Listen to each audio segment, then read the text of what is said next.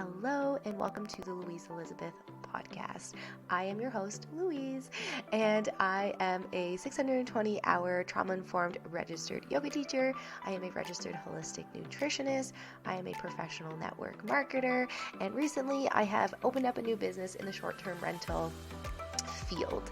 So I'm a serial entrepreneur, and this is your holistic health podcast. So health is integrated. There's many aspects to health. Health is how you live your life. It's how you feed your body, you feed your mind, how you spend your time. It is mind, body, and soul, and working on all of those things really is health to its core.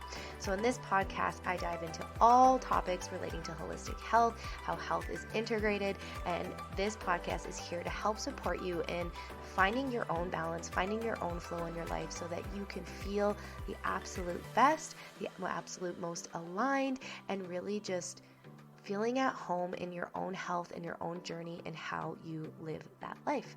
So welcome, and here is today's episode. Hello, friends. I need to tell you something that has nothing to do with this podcast episode, just because I think it's hilarious. I am actually sitting here in my puffy jacket. I just took Yuki for an early morning walk, so it's Saturday. If you follow me on social media, you'll probably watch my story that I talked about this, but I woke up this morning and I was really struggling to get out of bed, and I actually have a lot of things to get done today. We have our week 11 of Navigate Your Female Cycle later, and then Monday I start the Digestive and Gut Health Masterclass, a 3-part masterclass, and so I wanted to finish day 1 today and really get all the slides ready and everything. So I've got lots to do, but the only time commitment I have is our call later, and I'm really great with boundaries, but I also find that if I don't have a lot of places that I need to be in person, I'll be like, oh, I have so much time today, and sometimes I'll diddle-daddle. So yesterday was a big day, and I really struggled to get up today, so this morning when I was like kind of half awake, kind of half asleep, Vince took off early to the Rockies to take some sunrise photos. I was just laying there and I had this thought. I was like, Louise, if you don't get out of bed now, like you're going to be in here for at least another hour, at least, if not more. So I was like, you know what can I do that's going to get me out of bed and excite me? And I thought about a nice bougie coffee, caramel latte. There's a place called Papa Bear's here in Golden that's not far from my house. So I was just like, all right, F it, let's do this. And so I got Yuki and we went for an early morning walk. But anyway, it's gotten cold again. So I'm freezing. So I'm sitting here in my puffy jacket, which has nothing to do with today's podcast. And I just wanted to share that with you because I thought it was hilarious. So today I'm super excited to be chatting to you about what boulders keep showing up in your life. So this is something that I was actually, sometimes I just write notes in my phone, by the way, when I just have like thoughts when I'm out walking or when I'm in the bath or I'm doing yoga. And this was one of those ones that came to mind when I actually thought about my journey, when everything kind of clicked with me that life was bigger. And I've shared this story before when I did a hike in Lake Louise. It's called Mount Fairview, and it was the first hike I did by myself. And just because I happened to be in, I guess, a little bit better shape than anybody else who was out hiking that day, I ended up being up at the top quite early morning by myself and staring at the boulders. And anyway, I was thinking about that time, and it made me think about the boulders that keep showing up in our lives. So for some people, I do want to pre-frame, like, this might be a little bit of a trigger, for lack of better explanation. And, I remember when I first kind of started diving into, like, the life lessons that we continue to get and the boulders.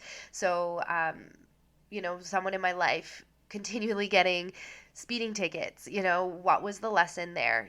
What was the lesson? And when we had our car stuff happen on our road trip, it was literally 3 things in a row happen, bang, bang, bang. And they weren't just like casual little things. We couldn't get the key to turn in our ignition, and our whole back window shattered.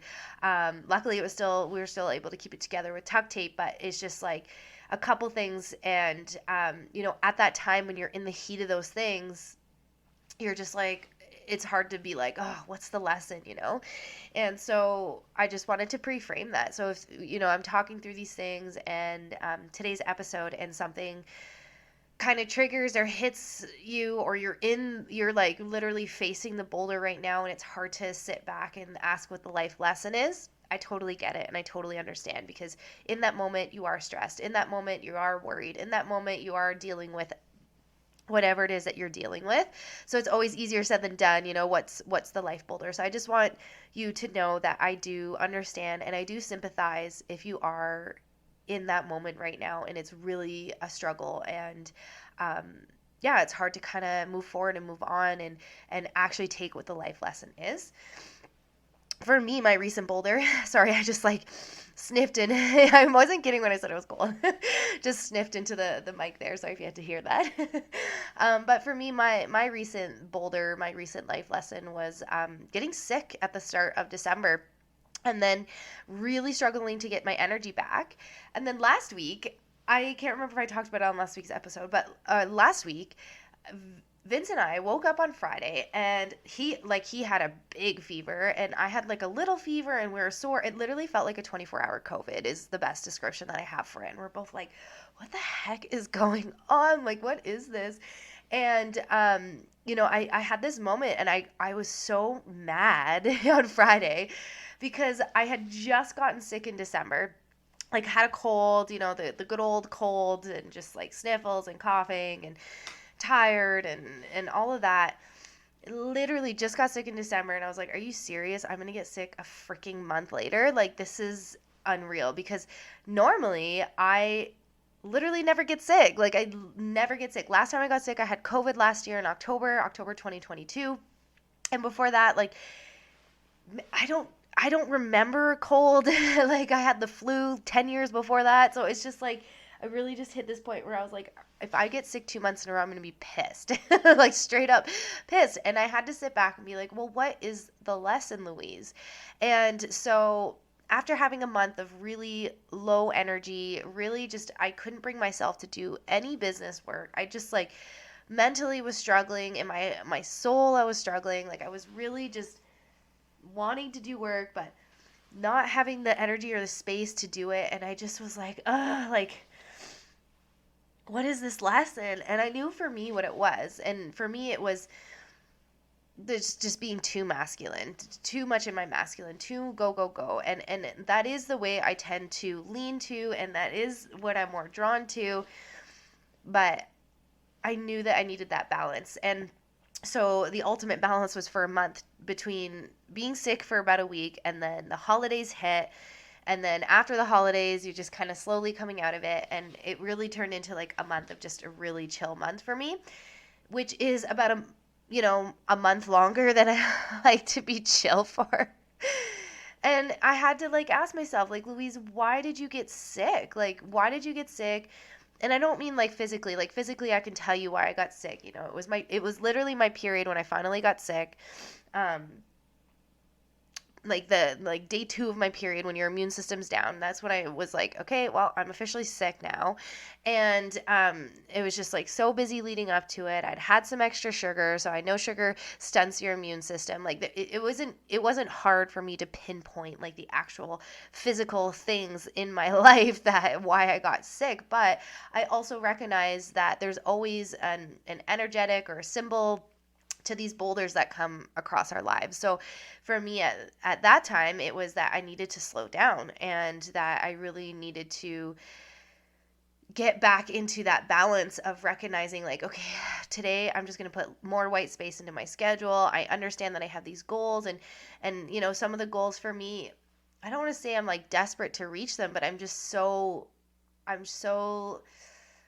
like, I'm aching so hard to reach these goals, like I'm sick and tired of feeling of how I had been feeling.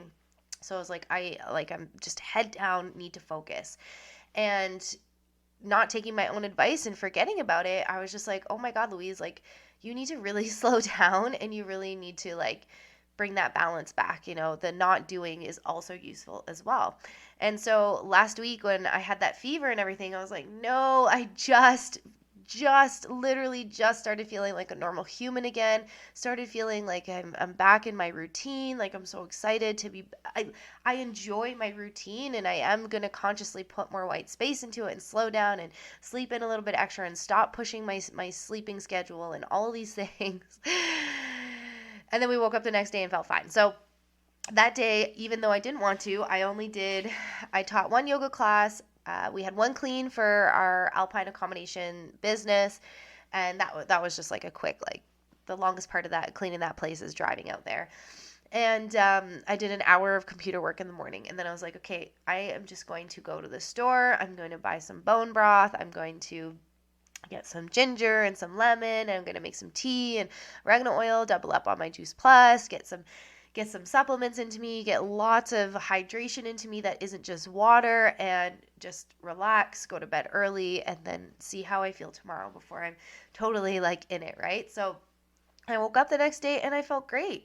And had I not known, like, if I had no memory of my previous day, I would not have been like, oh, I think I was sick for 24 hours or whatever it was. I really don't know. But it's super weird because Vince was the same. So that's why we're both like, did we catch COVID? Did we almost catch COVID? Because it felt very similar, like the fever and the aches. We don't know. Either way, we're feeling great now and we're not looking back. But I was just like, holy crap. So anyway, I share that story because in the nick of it, when I was tired and when I was fatigued, it was hard to sit back and be like, what are the lessons? What can I do? And even with the car things happening, like for us, both of us, we were on the road trip, and I shared this in a previous podcast episode. It's easy to just be like, oh, these guys are living the dream on the road, but like anything in life, there's balance, right? And both of us had been feeding each other with our stress and our worries and our anxiety about things. We had literally been like, Vince was feeding my fire, I was feeding his fire. We were just like both walking on eggshells and trying to avoid talking about certain things. And yeah, these things with the car happened where we had no choice, where we were just both just like, God, what are we doing? And it forced us to go for a nice long walk and actually talk about the future outside of the road trip. Actually talk about, like, what do we want out of life? Like, actually talk about his frustrations and my frustrations, and meeting each other in the middle, and really just being like, okay, well, are we going to go out east? Are we going to make this decision from a cool, collected mind? Or are we just going to do it because we think we need to do it because we said we were on a road trip for 6 months? Like, what are we doing? And it was a tough I don't want to say it was a tough talk, but it was one of those talks that you're not just like overly inspired and excited to have, but it was one of those ones that we needed to have and we were avoiding having. And both of us, we were doing things. He ran 46 kilometers, so his first technical ultra marathon. He did the Skyline Trail, and we were hiking, and we did some climbing, and we were enjoying the things, but we were still kept coming back to this default setting of being stressed and anxious and at each other's throats, that it was like, okay, like, the universe literally put this boulder in front of us with the car and everything, and forced us to slow down and have these conversations, and forced us to be like, okay, like, what are we doing? Like, you're keeping things bottled up, I'm keeping things bottled up, and it's just not a good place for both of us right now. So at the time when your ignition tumbler and you're like looking for parts for your Japanese import vehicle, and you're just like, impossible to find. You're just like, oh my God, like, what are we doing? These three things happened back in a row. Like, is this a sign that we shouldn't go out east? Like, is it this? Is it that? So having two of us being in these places, sorry, I just like sniffled and cleared my nose again. But anyway, having two of us in these places really amplified the boulders. Like, they felt like huge boulders, and it was just such a, like, at the time it really felt shitty and it really felt stressful, and we're like, oh my God, financially we're kind of worried about it. It ended up being a $50 thing because $100 thing, because well, one, when we went out, and the mechanic was so nice that was helping us in Jasper, charged us nothing. We didn't need to get anything towed because we happened to have a friend there. Like, just so many little things that it ended up only being financially $100 lesson, and that was over like a month. We paid $50 in Jasper, and then we paid $50 in Ontario, and the problem got fixed. I mean, our back window is still tuck tape. We might have to put plexiglass in because we might not be able to find the window. But anyway, the financial lessons, or the financial part of that, was minimal, and both of us were worried about finances. And the lesson of, like, actually being like, okay, we need to talk this out. really went a long way, and it was really useful. And looking back now, I'm glad that it happened, but in the nick of it, I really wasn't glad that it happened. But the thing is anyway, I share these stories because there's always going to be a boulder in our lives. You know, sometimes the boulder is going to feel like it's a mountain.